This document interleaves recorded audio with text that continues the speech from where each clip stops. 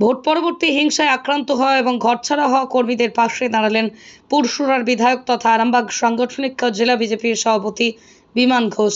অর্থাভাবে অনাহারে থাকা দলীয় সেই কর্মীদের হাতে বেশ কিছু দিনের খাদ্য সামগ্রী তুলে দিলেন তিনি।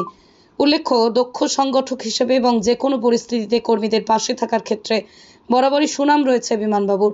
আবারও একবার সেই প্রমাণ দিলেন তিনি। ভোট পরবর্তী সন্ত্রাসের শিকার হওয়া দলীয় কর্মীদের পাশে থেকে শুধু খাদ্য সামগ্রী তুলে দেওয়া নয়, সকল কর্মীরা যাতে স্বাভাবিক জীবনে ফিরতে পারে সেই ব্যবস্থাও করবেন তিনি।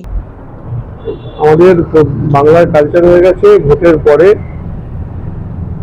যে দলই পরাজিত হোক বা যে দলই হোক একটা অত্যাচার চলে। এটা সিপিএম শুরু করে গেছে, তৃণমূল চালিয়ে যাচ্ছে এখন।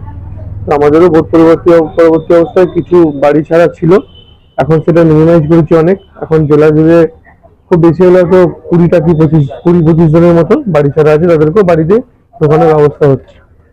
আজকে আমি এসেছিলাম পুরসুরা বিধানসভায় শ্রীরামপুর এলাকায়, যেখানে আমাদের কার্যকর্তারা বাড়ির বাইরে বেশ কয়েকদিন বেরোতে পারেনি, আর্থিক অবস্থা একটু খারাপ আছে, কাজে যেতে পারেনি, সেখানে কিছু সহযোগিতা।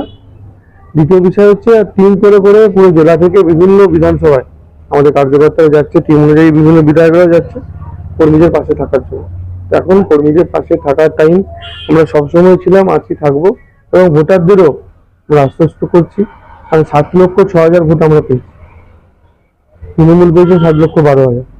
তো সেখানে মাত্র 6,000 ভোটে আমরা পিছিয়ে আছি, যেটা আগামী বিধানসভা নির্বাচনে অসুবিধা। স্বাস্থ্যসাথী মান্যতাপ্রাপ্ত মাল্টি স্পেশালিস্ট ও রোগী পরিষেবার বিশ্বস্ত প্রতিষ্ঠান দেবনাথ হসপিটাল।